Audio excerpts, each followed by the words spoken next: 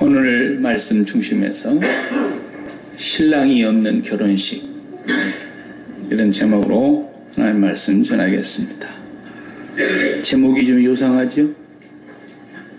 네, 말씀을 준비하다가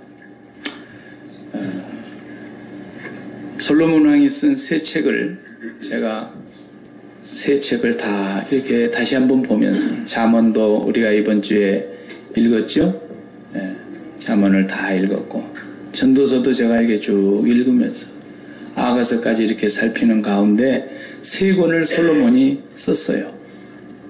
전도서는 우리가 말하는 대로 지혜의 책이라 그래요. 그래서 그 지혜는 하나님을 경외하는 데로부터서 온다 그랬어요.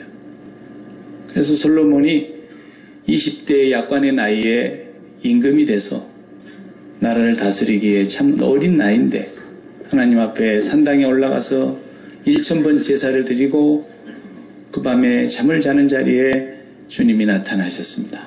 솔로몬, 네가 뭘 원하느냐? 구하는 대로 주시겠다는 거예요. 그런데 그 기도가 얼마나 아름다웠습니까? 이 어린이가 왕이 됐으니 저는 우리 아버지 다윗에 비하면 어린아이입니다. 어디로 출입을 해야 되는 줄도 모르는 사람인데 하나님이 나를 왕으로 세우셨으니까 어떻게 하면 하나님 마음에 이 백성을 바르게 다스리고 하나님의 뜻대로 통치할 수 있겠습니까? 종에게 지혜를 주시기를 바랍니다. 그랬단 말이에요. 그게 하나님 마음에 너무 마음에 들었다 그랬죠. 그러니 하나님께서 구하지도 않은 부귀영화도 하나님이 덤으로 주셨습니다. 네. 본래 우리 아버지가 그러신 분이세요. 네. 달라고 하는 사람은 안 주십니다. 그게 생각도 안 하고 기도도 안 하고, 아니 솔로몬 네는 네 원수도 있을 텐데 원수의 생명을 노려달라고 기도를 하든지 부귀영화를 달라고 기도하든지 그러지 어떻게 너는 내 마음에 그리 딱 맞는 걸 구하느냐. 그래서 하나님이 보너스로 주셨단 말이죠. 그래서 그 지혜로 나라를 다스리는 매일매일 순간에 하나님이 뭘 원하실까? 하나님의 생각은 이게 무엇일까? 그 나라를 다스림에 있어서 그 현실은 하나님의 뜻이 아니면 다스릴 수가 없다고 자기가 생각했기 때문에, 그래 하나님께 지혜를 구한 내용이 잠언에 나와 있어요. 잠언 3000을 말하였고 그랬죠. 그 잠언의 3000 가운데 일부가 이렇게 성경에 기록되어 있는 거죠. 그 다음에 전도서가 나와요. 전도서도 솔로몬이 썼어요. 근데 왜 이걸 전도서라 그랬느냐? 전도자의 말이기 때문에 하나님이 오늘 우리에게 전도하시는 거예요. 하나님이 우리에게 오늘 설교하시는 거예요. 전도서를 통해서. 솔로몬이라는 한 인생을 통해서 전도서를 쓰게 하셨고 우리에게 전도하고 계세요. 전도자의 말씀이라 1절에 그렇지 않습니까? 이것은 왕으로 있지만 그 왕의 세월이 거의 마지막 접어들어서 인생의 황혼기에 쓴 거예요. 다시 말하면 자기의 삶이 이제는 해가 지는, 아직도 부귀영화가 그대로 있어요. 아직도 왕비가 1000명이에요. 날마다 산의 진미를 먹으면서 왕의 자리에 있고 자기가 무슨 죽을 중병에 걸려 있는 것도 아니에요. 그런데 그 말년에 전도서를 자기 인생의 종착역에서 보고 쓰니까 세상이 이렇게 허무할 수가 없는 거예요. 그래서 헛되고 헛되며 헛되고 헛되니 모든 것이 헤아려서 헛되고 바람을 잡으려는 것 같다라는 거예요. 바람 잡아본 사람 있어요? 인생이 그렇게 허망하더라는 거예요. 그걸 우리에게 전도자가 지금 얘기를 하는 거예요. 솔로몬이 한때 하나님을 멀리 했던 적이 있었다고 열왕기상에 보면 나와요.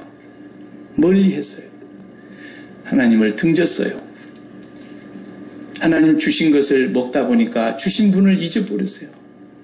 그랬는데 그것을 나중에 깨닫고 회개하면서 돌아와서 이 전도서를 쓰는 가운데서 이것이 악한 일이었지만 하나님은 악을 선으로 바꾸셔서 나를 전도자로 삼아서 말씀하게 하시는구나. 그래서 2장을 넘어가 보면은 자기의 모든 살아왔던 삶을 하나의 실험이라 그래서 실험. 내가 경험해보고 테스트해보고 실험해본 것으로 기록을 하고 있어요. 저는 그런 실험을 해볼 수가 없네요. 왜? 솔로몬만큼 돈이 있어야 뭐 실험을 해보든지 경험을 해보든지 할 거 아닙니까? 실험을 해볼 수가 없어. 내가 옆에 첩을 한 1000명을 거느리고 있어야 이게 실험을 해볼 텐데 첩이 하나도 없으니 해볼 수가 있나요? 해볼 수가 없어. 그러니까 솔로몬이 다 해봤으니까. 솔로몬이 그 걸어갔던 길을 솔로몬이 직접 경험해보고 다 테스트까지 해봤으니까. 그리고 내가 한 말이니까 해 아래서 이 모든 것이 다 무엇이냐? 바람을 잡으려고 하는 것들아. 그러니까 솔로몬을 우리가 넘어서서 축지법을 써야지. 굳이 솔로몬의 길을 또 우리가 가봐야 되겠다. 그런 어리석은 사람이 돼서는 안 되기 때문에 솔로몬을 통해서 하나님은 지금 설교를 하시는 거예요. 그리고 솔로몬이 한참 젊었을 때 왕위에 올랐는데 그때 쓴 것이 Song of Songs, 아가서예요. 노래 중에 노래라 그랬어요.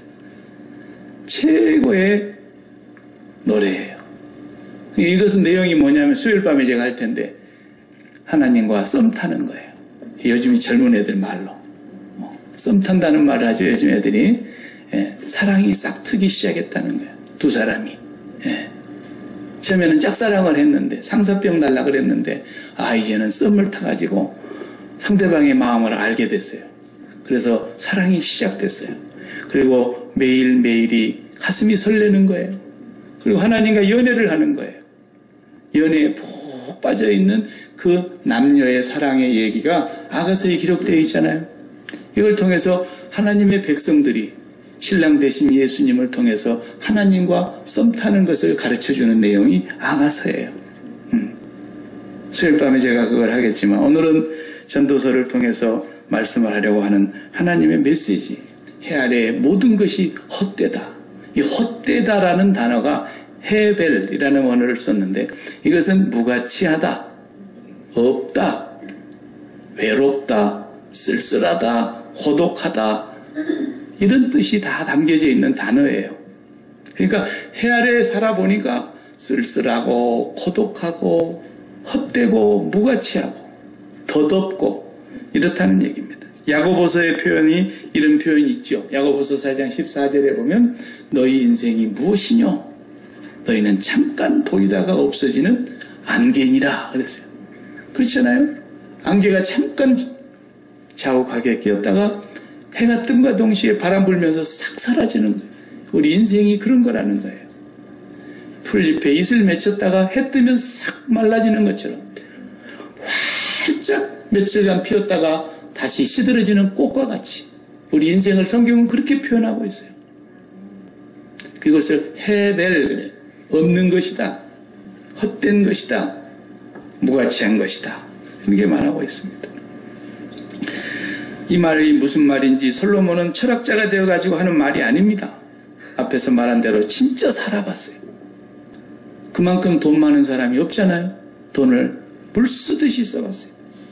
그만큼 여자를 많이 거느린 사람이 세상에 없잖아요. 날마다 바꾸어서 자도 3년에 한 명씩 새로 만나는 거예요. 세상에. 이렇게 살았던 여인이 1000명이나 있었다는 거예요. 성경에. 그리고 하루에 먹는 양식이 열왕기상에 나왔잖아요. 얼마나 짐승을 많이 잡았습니까? 솔로몬의 궁에서 일하는 신하들과 함께 하루에 먹는 양식이 그렇게 많이 들어갔고 달마다 산의 진미를 먹으면서 그렇게 살아왔어요. 실제로 경험과 테스트가 다 끝난 사람이 이 얘기를 하니까 무게가 있는 거예요. 안 해본 사람이 그런 얘기면 괜히 지가 못 해보니까 속에 배 아파가지고 괜히 여우 마냥 저 포도는 시다. 그러고 이솝우화의 얘기처럼 그렇게 얘기하는 것이지. 그런데 해봤다라는 거예요. 해봤다라는 거예요. 그래서 이 말의 뜻이 무슨 뜻인지를 우리가 알아야 됩니다. 바야흐로 이제 봄이 되니까 결혼 시즌이 다가왔지 않습니까? 네. 많은 사람들이 이때 결혼을 합니다. 계절의 여왕 5월에 실록이 우거지고 얼마나 꽃이 피고 새들이 노래할 때 우리 지혜 양도 이제 할 거예요. 25일 날 개봉박두. 네? 근데 제가 이 말씀을 준비하면서 결혼에다가 이걸 비유를 하는 그런 마음이 들었어요. 뭐 제가 지어낸 얘기 아니고 사실이에요. 성경을 보면 구약 성경에도 하나님 우리의 신랑이라 그랬어요. 그런 말씀이 성경에 정말 있나? 이사야 54장 5절에 보면 나옵니다. 거기 제가 읽어보겠습니다. 이는 너를 지으시니가 내 남편이시라. 그의 이름은 만군의 여호와이시며 너의 구속자는 이스라엘의 거룩한 이시라. 여호와 하나님이 내 남편이라고 우리를 신부로 취급하시는 거예요. 그 다음에 에레미야 3장 14절에도 에레미야 선지자를 통해서 여호와의 말씀이니라. 배역한 자식들아 돌아오라. 나는 너희 남편임이니라. 그랬어요. 하나님이 우리를 신부로 취급하시면서 우리의 남편이라는 거예요. 남편. 배역한 이스라엘아 돌아오라 그랬어요. 그뿐만 아니라 신약에도 예수님께서 천국을 얘기하실 때 비유로 여러 차례 말씀했어요. 천국은 어떤 임금님이 자기 아들을 결혼을 시키는 장면과 같다 그랬어요. 그래서 예수님이 종말의 때를 말씀하실 때에도 신랑이라 맞으러 나오라 그러는데 자빠져 자다가 거기다가 기름과 등불까지 준비하지 못한 미련한 5처녀는 신랑을 못 만났다. 예식장에 이미 문이 닫히고 그 안에서 그 화려한 결혼잔치가 벌어지는데 5처녀는 못 들어갔다. 신랑이 없어. 그리고 인생이 그렇게 불행하게 끝난 것을 종말론의 심판에 대해서 말씀하실 때도 예수님 그렇게 얘기해요. 에베소서의 바울 사도가 교회와 주님과의 관계를 남편과 아내의 관계로 설명하고 있지 않습니까? 그렇기 때문에 성경에서 이 결혼이라고 하는 것은 언약의 관계로서 하나님과 우리 사이가 부부관계라고 하는 것으로 표현을 하고 있는 그런 말씀인 것입니다. 결혼 시즌이 돼서 우리가 결혼식장에 다 한 번씩은 가본 경험이 있잖아요. 가면 결혼식장에서 울고 있는 사람을 본 적이 없어요. 울어도 좋아서 울지 서러워서 울고 그런 사람은 없어요. 결혼식장에 들어가면 화사한 옷을 입고 전부 얼굴이 환해갖고 자기가 오늘 최고 이쁜 양 착각에 빠져가지고 그리고 가는 거예요. 결혼식장에 너무 이쁘게 해가지고 가는 사람은 푼수예요. 그날은 신부 외에는 이쁘면 안 돼. 신부 보고 이쁘다. 세상에 신랑한테 너는 복이 있다. 이렇게 이쁜 애를 어디서 잡았냐? 다 그렇게 얘기하지. 지가 이쁘게 해가고 가가지고 누가 안 쳐다봐 주나. 세상에 그런 분수가 없어요. 네. 신랑이 그날은 최고 행복한 날이기 때문에 신부가 최고 이쁘게 보여야 돼. 만약에 들러리가 이쁘게 해갖고 왔다 쫓아내야 됩니다. 그런 철딱성이 없는 것이 들러리를 한다 그러면 그건 안 되는 거예요. 적어도 신뢰가 되지 않을 만큼만 예쁘게 갖고 와야지. 요즘 애들이 너무 또 안 예쁘게 갖고 뭐 폭탄이라 그래. 폭탄. 내 마음에 폭탄이 떨어졌다고. 예.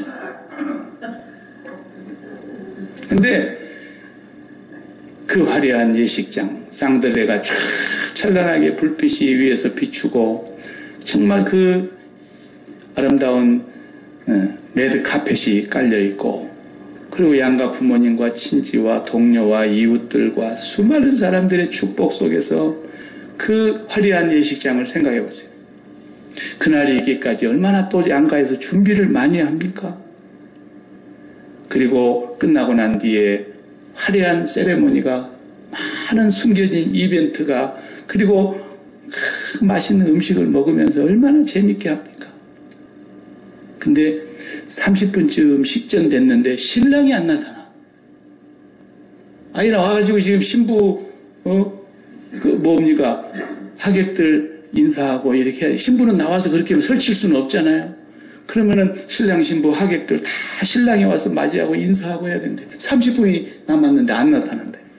막 엄마가 속이 상해서 제일 친한 친구한테 전화해서 봤냐? 못 봤다고. 아침 일찍이 머리 한다고 목욕탕 들러서 갔다 온다 그랬는데 아직도 안 온다. 5분이 남았는데 안 나타나는 거예요. 그럼 속에서 막 초조해집니다. 화가 침입니다. 이놈의 자식이 어디 갔다가 안 나타나네. 결혼식 5분 전까지 안 나타나면 이거 얼마나 당황스럽습니까? 근데 이윽고 시간이 다 됐는데 진짜 안 나타나는 거예요. 나는 이 말씀을 준비하다가 혹시 그런 놈이 있나 하고 인터넷에서 서치를 해봤더니 있더라고요. 2016년에 대한민국에서 있었던 일이에요. 30분이 지났는데도 안 나타난 거예요. 그리고는 끝까지 안 나타났어요. 세상에 신부가 그렇게 예쁘게 해가지고 기다리고 있는데 안 나타나는 거예요. 그 모든 준비가 다 헛된 것이요. 성질 난 김에 이 자리에 축하하러 온 놈 중에 아무나 붙들고 결혼식 할 수는 없잖아요. 뭐 떡 본 김에 제사 지낸다는 말은 있어도 안 나타나는 거예요. 그래가지고 나중에 고소를 하고 법정에 서고 1심에서 무죄, 2심에서도 신랑이 무죄더라고요. 이야, 2억이 넘는 돈을 손해배상 청구를 했는데 무죄. 민사에서는 무죄래요, 그게. 이야, 이름은 안 썼더라고요, 창피하니까. 그 기사를 제가 쭉 보니까 A양과 B군이 이렇게 나왔어요. 그렇게 준비하고 그렇게 설레이고 그렇게 아름답게 꾸미고 그렇게 모든 준비를 완벽하게 다 갖췄어도 신랑 안 나타나 버리니까 이렇게 허망하고 이렇게 허탈하고 이렇게 분인하고 이렇게 창피하고 이렇게 기가 막힌 일이 어디 있습니까? 그러니까 솔로몬의 심정이 지금 그런 심정이 되고 말았다라는 거예요. 다 갖췄어요. 매일 보는 그 얼굴을 우리는 매일 보면서 살지만 그는 3년마다 한 번씩 바뀔 정도로 매일 바꿔도 3년 동안 걸릴 정도로 1000명을 거네요. 매일 바꿔도.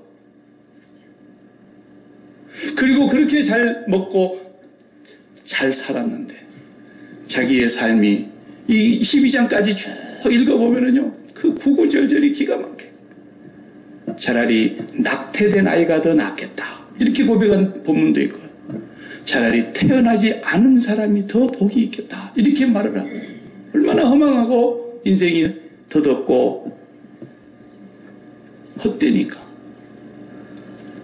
또 뭐 3장에 보면 만사의 때가 있나니 심을 때가 있으면 거둘 때가 있고 뭐 때가 있다 쭉 얘기잖아요. 날 때가 있으면 죽을 때가 있고 3장은 그냥 때가 있다고 얘기만 해. 목욕탕 주인인가 때가 있고 때가 있고 때가 있고 때가 있고 때가 있고 때가 있더라.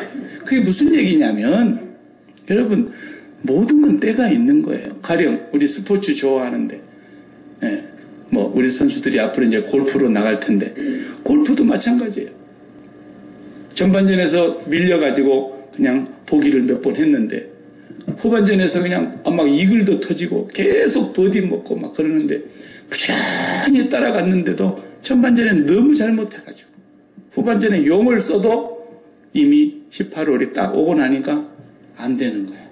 너무 많이 잃어서 이글을 2번 했는데도 안 되는 거야. 왜? 전반전에 너무 많이 잃었거든. 때가 있는 거예요. 때가. 축구도 그렇잖아요. 우리 손흥민 선수가 한국 선수인데도 지금 유럽에 가서 얼마나 인기가 좋습니까?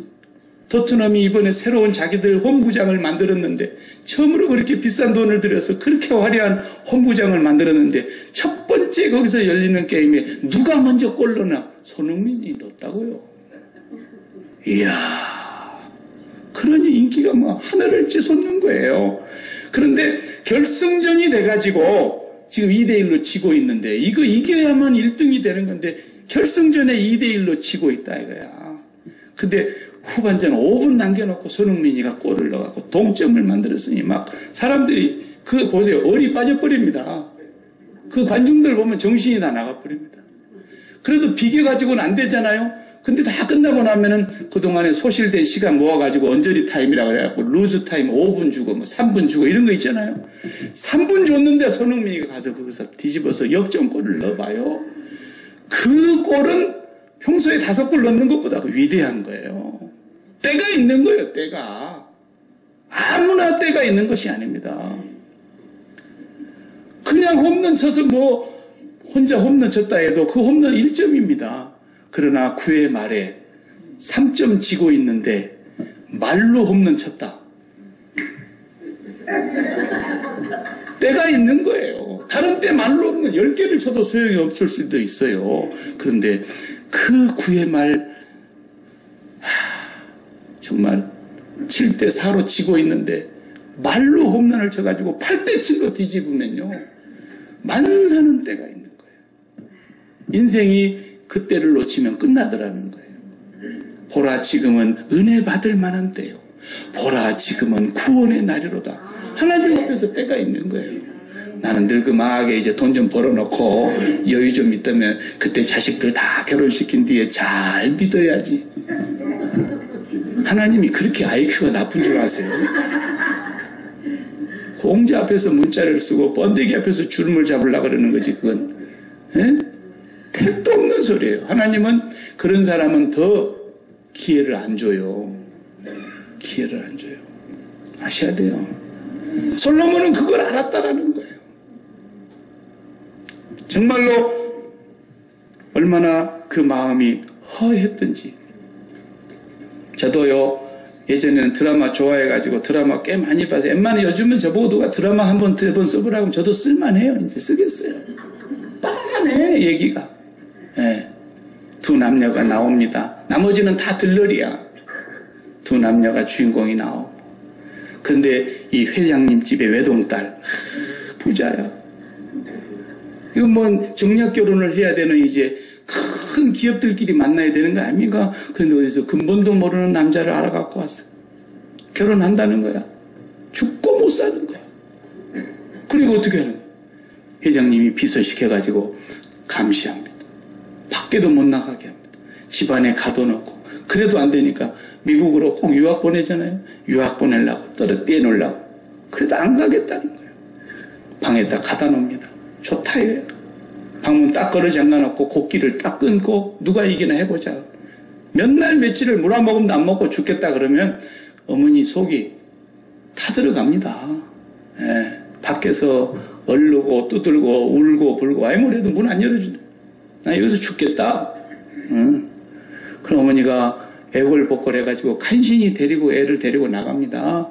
나가가지고 최고급 가는 뭐 브랜드 있는 명차를 하나 사주고 최고 좋은 명품 브랜드로 가지고 옷을 입히고 목에 뭐 손가락에 팔에 뭐 사방에 그냥 다 걸치고 그래도 애가 멍하고 정신 나간 것 마냥 먼 산만 쳐다보고 있는 거예요.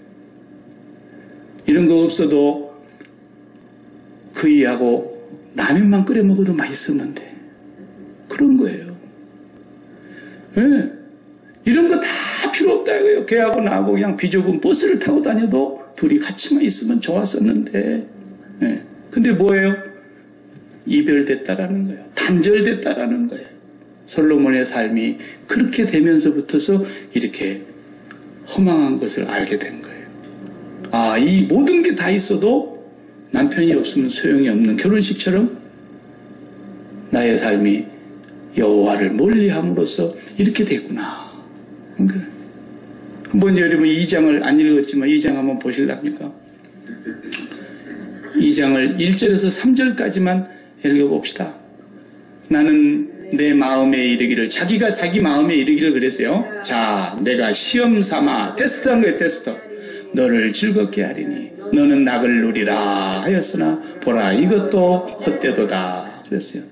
내가 웃음에 관하여 이르기를 그것은 미친 것이라 하였고 희락에 위하여 이르기를 이것이 무슨 소용이 있는가. 예, 웃으면 복이 와요. 다 쓸데없더라는 거예요. 웃으면 복이 와요 한 사람들이 실컷 시민들 국민들 다 웃겨놓고요. 자기들은 집에 가서 허해가지고 맨날 술로 달래고 위로받고 그러잖아요. 그러니까 남을 웃기던 사람들이 다 술로 가고 다 그렇게 가지 않습니까? 못생겨서 죄송합니다. 그분도 별걸 다 해보셨지만 그렇게 험악한 세월을 살면서 인기도 최고의 정치까지 했어요. 그런데 마지막에 담배로 가잖아요. 담배로. 그래가지고 죽기 전에 금연운동의 대사가 돼가지고 내가 이걸 진즉 알았다라면 10대 때부터 피웠는데 그러면서 가는 거예요. 솔로몬이 자기의 삶을 딱 보니까 이 아름다운 삶, 이 영화로운 부귀영화가 이렇게 아름다운 것이 계속 갔으면 좋겠는데 어느덧 죽음이라는 계곡에 송두리째 빨려 들어가더라고요. 그러면서 싹 다 없어질 것이라는 것을 깨닫고 나니까 두려움이 오고 허망함이 오고 바람을 잡으려는 것이구나. 이걸 알았다. 영원히 함께할 남편이 없이는 소용이 없는 거구나. 영원한 내 신랑이 없이는 아무 의미가 없는 거구나. 이걸 전도서를 통해서 자기가 전도자가 돼가지고 지금 설교를 하고 있는 거예요. 하나님은 나 같은 그런 죄인을 통해서 증거를 보여주시고 실험을 하게 하시고 확실하게 보여주신 뒤에 하나님은 악을 선으로 바꾸어 나의 전도자의 말을 사용하시더라는 거죠. 오늘 저와 여러분들이 왜 헛된가 이걸 분명히 알면 그 사람은 신앙의 자리에 바로 들어간 것입니다. 해 아래 있는 모든 것들이 좋은 게 얼마나 많습니까? 사실 해 아래 있는 게 나쁜 건 아닙니다. 왜? 다 하나님이 주신 것인데. 해 아래 있는 것이 왜 나빠요? 나쁘지가 않아요. 그 자체로 나쁜 것은 없다 그랬어요. 이제 갓 태어난 아이의 맑은 눈동자를 들여다보면서 애야 왜 태어났니? 세상은 소망이 없단다. 이래서야 되겠습니까? 너무 슬프잖아요. 세상이 그런 게 아니에요. 살아야 할 가치가 있는 세상이에요. 왜 돈이 나빠요? 왜 부귀영화가 못됐어요? 잘못된 거 없어요. 고양이가 나쁜 패시입니까? 고양이가 나쁜 거 아니죠. 쥐가 많은 동네에는 고양이가 있어야 돼요. 근데 고양이 이것이 쥐하고 친구하고 놀면은 이 고양이 무슨 소용이 있습니까? 고양이를 사냥 가서 쓰겠습니까? 고양이를 어물전 지키라고 맡기겠습니까? 아무 소용이 없는 거예요. 그 목적에서 벗어나면, 그 용도에서 벗어나면 아무짝에도 쓸모없는 거예요. 우리가 건축하는데도 다 경험적으로 해봤지만 우리가 이 예배당을 옆에다가 소망관을 하나 지으면서 가서 허가 내가지고 다 지었어요. 뭐 할래? 그러니까 우리 이거 교제실로 쓰고 이렇게 부속 건물이 필요해서 짓는다. 오케이. 그랬어요. 그렇게 용도해갖고 딱 목적대로 허가를 지어서 다 지었는데 그 허가를 무시하고 여기다가 큰 식당을 열어갖고 한다 해봐요. 그대로 걸려가지고 그 모든 하수며 그 모든 식당에서 나오는 폐수며 이거 다 어떻게 하는 겁니까? 바로 이건 큰일 나는 겁니다. 용도를 변경하면 큰일 나는 거예요. 하나님 우리에게 주신 것은 나쁜 거 하나도 없습니다. 잘못된 거 하나도 없습니다. 분명히 하나님께서는 솔로몬에게 복으로 보너스로 덤으로 구하지 아니하였는데도 너무 이뻐서 주신 것입니다. 뭐가 나쁜 게 하나라도 있습니까? 그런데 이게 용도 변경돼서 나빠진 겁니다. 하나님은 솔로몬에게 성전을 지으라 하실 때 그 성전, 그것은 우리의 마음을 가리키는 것이고 그 마음 지성소에는 나의 이름이 거하는 곳이라고 그랬습니다. 우리의 마음에는 하나님 한 분 이름만 저소에 모셔야 되는데 이 모든 하나님이 헤아려 주신 것들을 내 마음에다 다 가득 담아 놓으니까 이게 다 사도 바울의 말대로 배설물이 된 거 아닙니까? 우리 인생은 하나님 한 분만 마음에 담아야 되는 거예요. 그때 행복을 느끼게 되는 거고 거기서 만족이 있는 것이고 거기서 영원한 기쁨과 즐거움이 임하는 것인데 그 용도를 모르고 하나님을 버리고 하나님 모셔야 될 자리에 해 아래 것들을 가득 담아놨더니까 인간이 그렇게 더러운 죄인이 되어서 이것이 전도서에서 지금 설교하고 있는 내용인 것입니다. 해 아래 살아가는 삶이 사실은 헛된 게 아니에요. 그놈이 안 나타났으면 조금 마음은 상했지만 자존심은 꺾였지만 한 2, 3년 또 지나다 보면은 어느 남자가 나타나서 또 데려갈 거 아니겠습니까? 소망이 있는 거예요. 왜 없어요? 있지요. 네. 지금은 좀 사업이 기울고 힘들고 어렵죠. 언젠가는 우리도 쨍하고 해뜰 날이 왜 없겠냐? 그러면서 소망을 가질 수 있고, 지금은 가난하지만 내가 성실하게 근면하게 일해서 소박한 가정을 이루고 꿈을 이루어야 되겠다. 왜 나빠요, 그게? 나쁜 게 아니죠. 그러나 그런 해 아래 있는 것들이 마음에 자리하면 망하는 거예요. 마음에는 하나님 한 분만 모셔야 돼요. 그래서 이 마음에 모시는 이것이 무엇이냐가 신앙인 거예요, 신앙. 왜 마음에 담으려고 그러냐고요. 하나님이 마음을 빈 마음으로 창조해 놓으셨기 때문에 사람의 마음은 뭔가 피로를 느끼는 것은 맞아요. 틀린 게 아니에요. 갈증이 있어요. 그런데 그 빈 마음에다가 뭘 담느냐 하는 것은 신앙과 관련된 거예요. 아, 내 옆에 그이가 없어서 옆구리가 시리다. 그건 신앙은 아니에요. 신앙은 아니에요. 하나님께서 말씀하시기를 네 옆에 영원한 남편이 바로 나다 그러신 거예요. 영원한 신랑이 바로 나다 주님이 말씀하신 거예요. 우리의 신랑 되어 주시려고.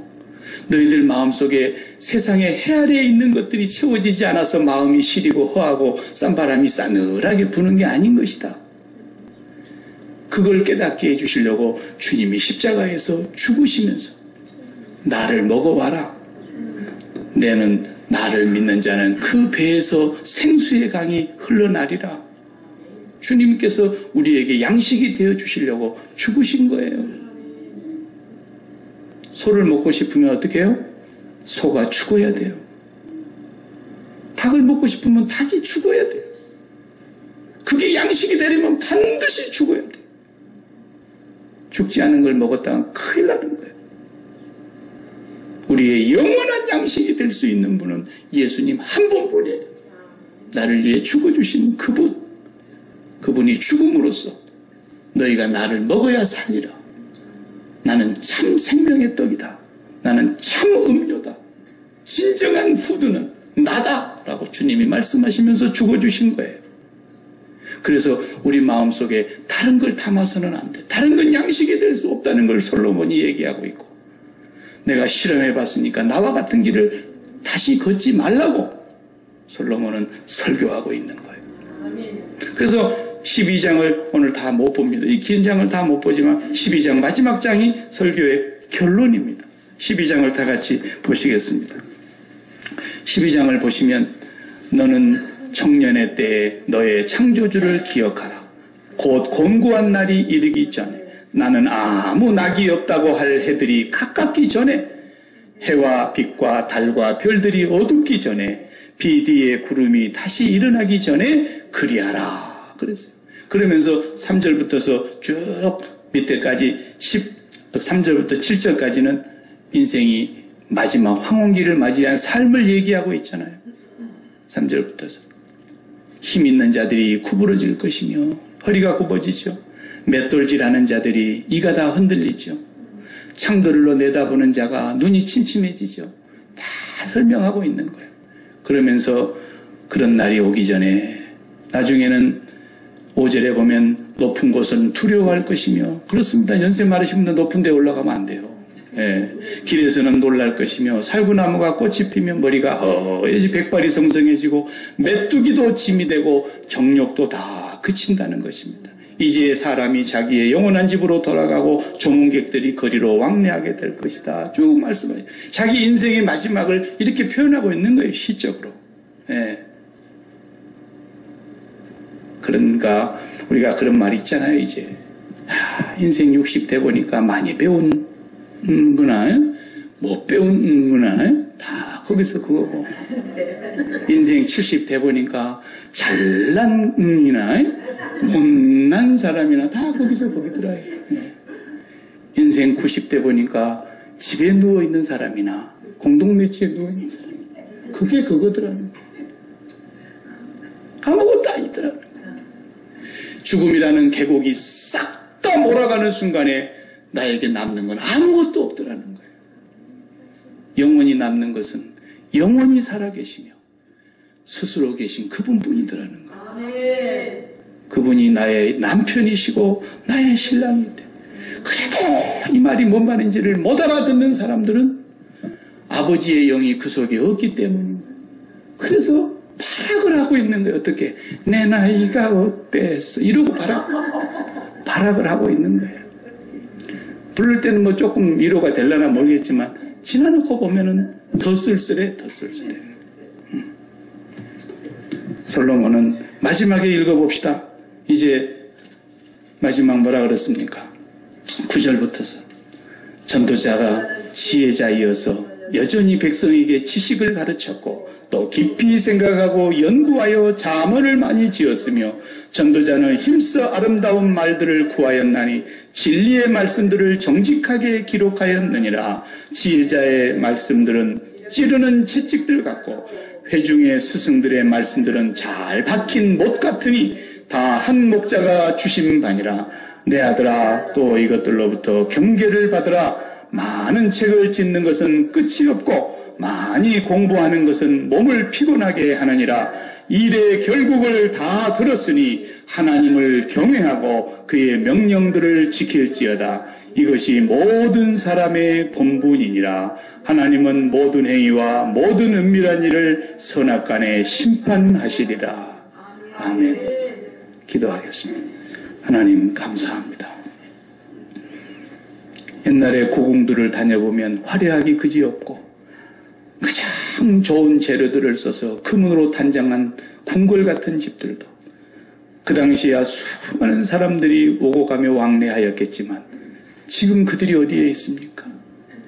헝한 건물만 우뚝 서 있을 뿐 인생은 안개와 같이 사라졌고 풀잎에 이슬과 같이 사라졌고 불의 꽃과 같이 꺾어졌으며 저 바다는 창세 이후로 지금까지 강물이 흘러들어도 바다는 만족이 없듯이 우리 인생의 마음은 해 아래에 있는 그 무엇을 채운다 하여도 다 채울 수가 없으며 오직 우리의 영원한 남편이신 우리의 영원한 신랑이신 우리의 죽음의 계곡을 넘어서 우리를 기다리고 계시는 영원한 하나님 아버지만이 우리의 마음에 있을 때에 우리의 인생이 의미가 있고 소망이 있고 기쁨과 즐거움이 있음을 깨닫게 하여 주시니 감사합니다. 우리의 남은 때를 하나님의 뜻대로 살 수 있는, 계수할 수 있는 지혜를 허락하여 주시옵시고 매일매일 하나님과 연애하는 삶을 살아갈 수 있는 성령의 충만한 은혜와 비결을 허락하여 주옵소서. 예수님의 이름으로 기도하옵나이다. 아멘.